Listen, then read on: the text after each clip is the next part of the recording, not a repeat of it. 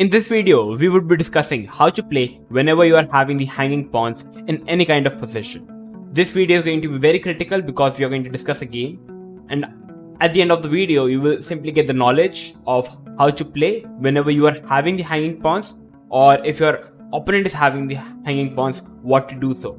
So this video is just very interesting, so I don't want to waste any further time, so let's start. So the game is first of all between Henrik Making versus Sandro Merico. This game was played in 2011 and it is considered very interesting model game.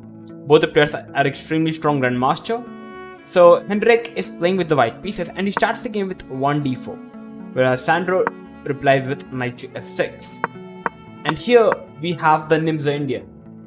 So e3, short castle, bishop to d3, d5, knight to f3, and now we have the move c5.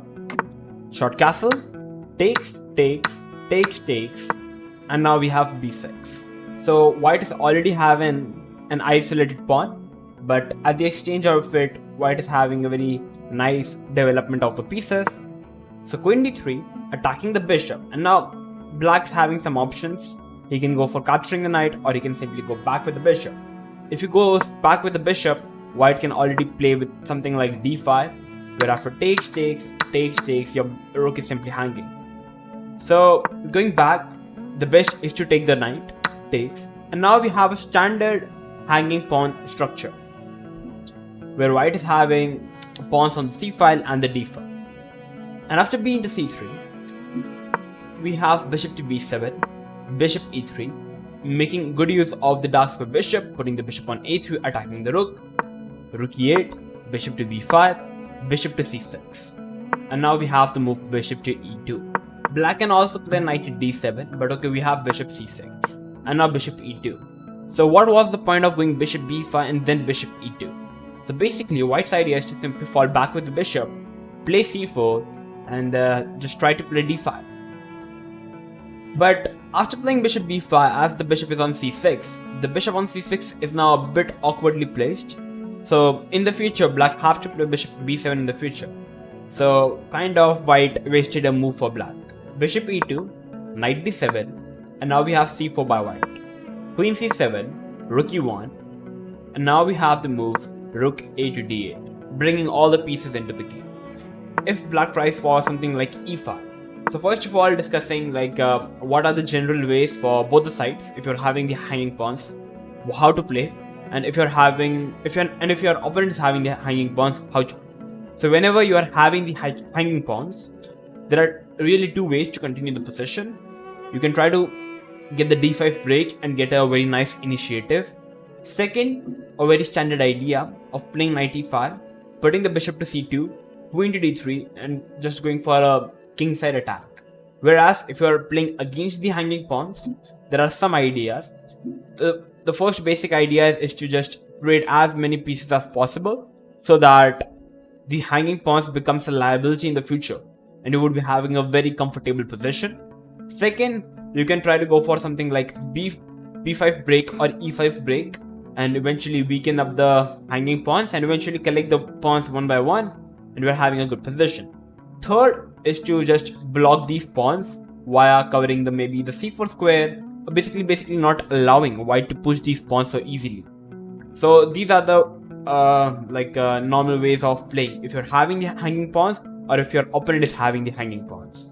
So after rook f to e1, we have rook d8. If black plays e5 going for the direct break, it's not really working because of d5, bishop b7, h3, knight c5, queen e3, knight to e4, simply knight d2, takes, queen d6, and now already bishop d1. A very interesting idea, as I said, rook e3, bishop c2, like just putting the bishop on c2, queen e3, rook g3 coming up, rook e1, and the idea is already to play rook g3, h4, h5, and you can, as I said, you can already see how white can easily launch a kingside attack in the position. So that's why e5 is not really working up. So rook a to d8, first bringing all the pieces, bishop to b2, first now trying to aim for something like d5 break. Now we have the move knight to f8 in the game. A much better move would have been knight to g4, a very interesting idea. White can have to play g3 now. If white goes for playing something like h3, we can already capture the knight. Takes, queen h2 check, king f1, and the position is after knight f6 it's already equal. If white tries to play something more like a rook ad1, check, king e2, and already queen h2. If white plays king f1, black can happily draw the position by repetition. But if white tries for going for something more, for example after queen e3, already queen c7, attacking the c4 pawn. And after rook c1, now black is finally having the e5 break, as I said.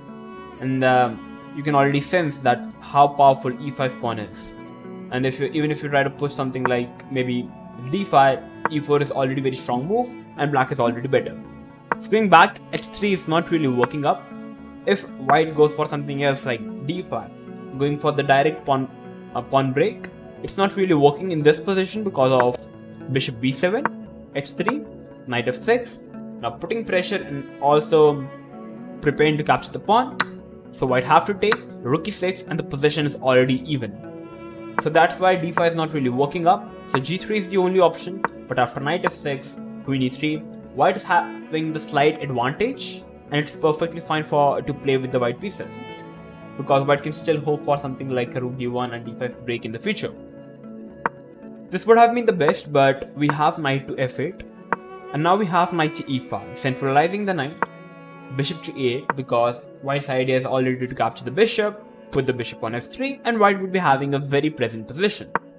Bishop a8, bishop to f1, knight to g6, and now we have the move f3, a very interesting move.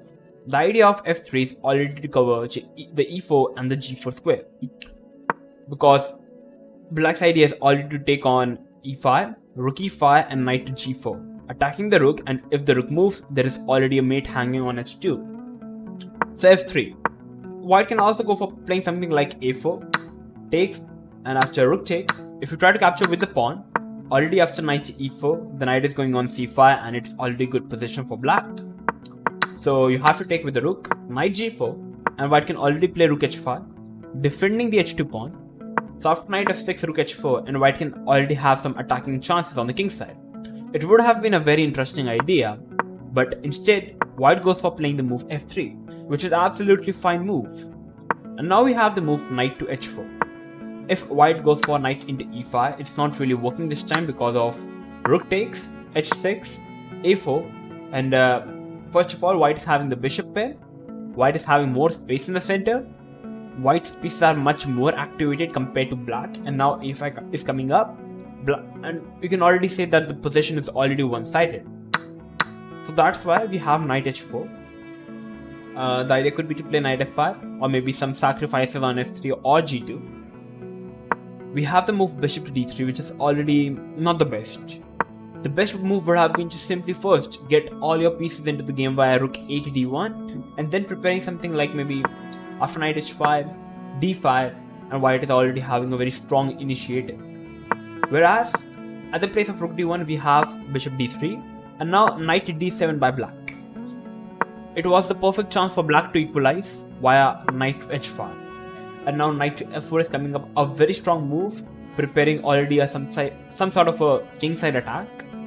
And after something like rook d1, f6 attacking the knight, and after knight g4, knight f4 attacking the bishop and also the g2 pawn. So white have to go back with the bishop, but already a very strong move, knight h3 check.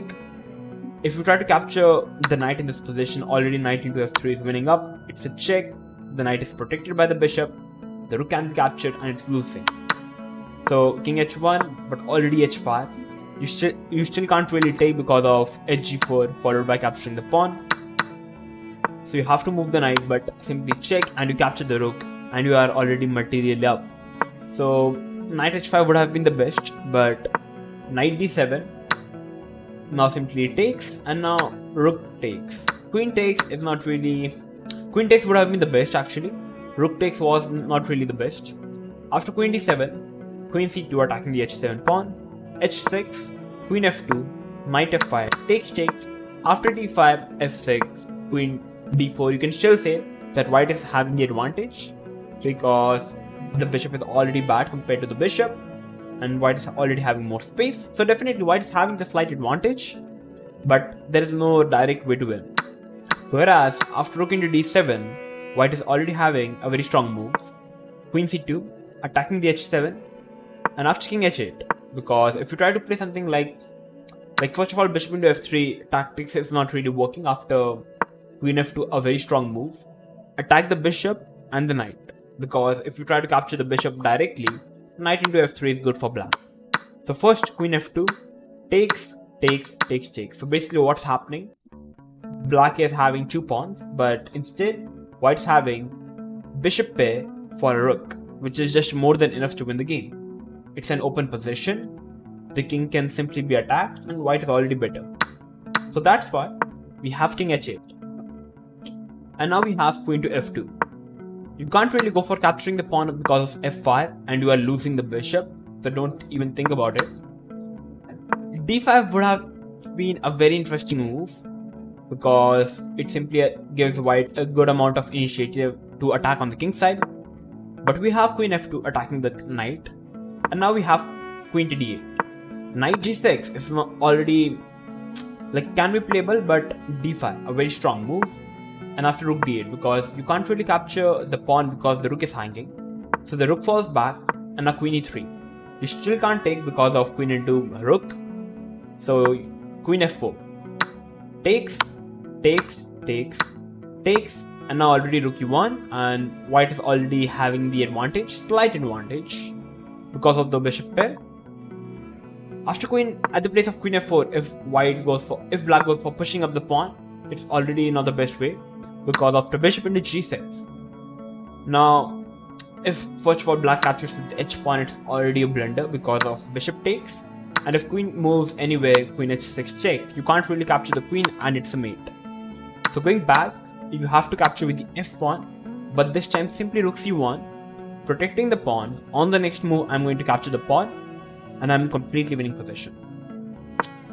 So that's why e5 is already not working up. So queen d8 was played in the game, and now we have the move d5, pushing up the pawn. You can't really capture the pawn because of queen takes, and takes. You can't really capture the queen because of back rank mate. So we have the move b5 by black, but still it's not really working because of bishop c2. A very interesting move. First, removing the bishop from this d5. Second, if you try to capture the pawn, bishop a4, rook wins an exchange and the game. So we have rook g8 in the game, but now simply takes, and now a very important move to make. You can pause the video and try to find the best move for white to play in this position. Okay, so first of all, capturing the pawn on e6 is already not the best way, because after rook d2, rook e2, takes, queen g5, where bishop into f3 or knight into f3 is coming up. So rook f1 takes, and black is some kind of holding this position. Definitely white is winning, but there is no direct way to win. Instead, we must play the move rook a to d1, a simply perfect move, because basically giving no counterplay to your opponent. So now we have rook takes, queen move, and now we have queen to g3. If you trade out the queen, you are going for a losing endgame. If you move the queen to anywhere, like in the game we had queen e7. After queen e7, you can pause the video and try to find the finishing blow from the white side. Okay, so if you found the move rook to d7, it's the best move. After rook d7, black simply resigned the game because first of all, you have to capture or else you're going to lose the knight.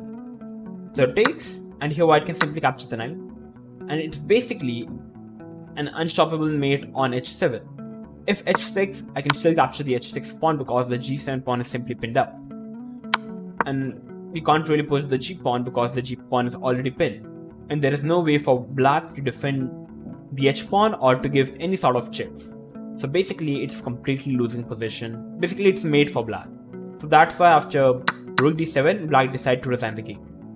So basically, what was the motive of this game? So basically, just giving you final remarks, black did not receive the timely e5 break that should be an idea for black in the position. Like, let me just go through the game. opening was fine by black, absolutely fine. Black developed all his pieces, but the point here is black did not get the timely e5 break that was pretty necessary, because the reason was pretty simple, because white's all pieces are perfectly placed at the good square, giving no counterplay to black. Okay, so going to the second point here, white's bishop pair played a critical role because basically of pushing the d pawn.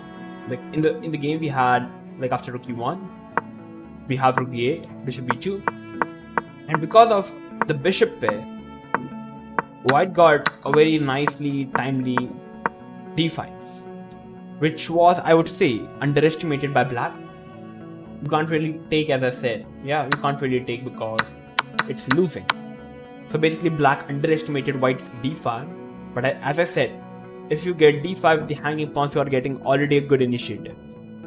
So yeah, these were the games. This was the game of how to play whenever you are having a hanging pawn. So now, whenever you are having a hanging pawn, there is no way for you to be getting afraid, but just play confidently, know the ideas. You just need to have the d5 break to get a strong initiative, or second, just go for the kingside attack with knight e5, bishop c to queen e3, attack the kingside. So this was the game. So if you learned anything new today, make sure to like the video, share this video with everyone, and make sure to subscribe to our channel if you are new to our channel. It's free for you, but it helps us to motivate to make more videos like this. I'm going to see you soon, so till then stay tuned and keep watching Oneshot Chess.